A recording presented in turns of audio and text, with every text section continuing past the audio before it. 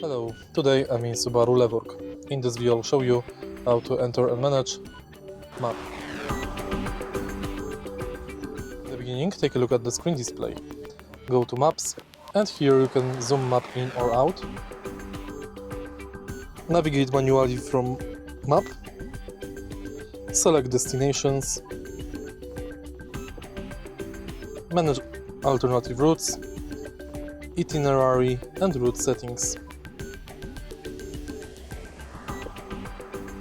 Next you can set home location, show cursor position and more.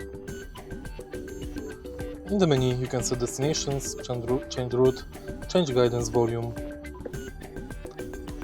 If you find this video helpful, please leave like, comment and subscribe.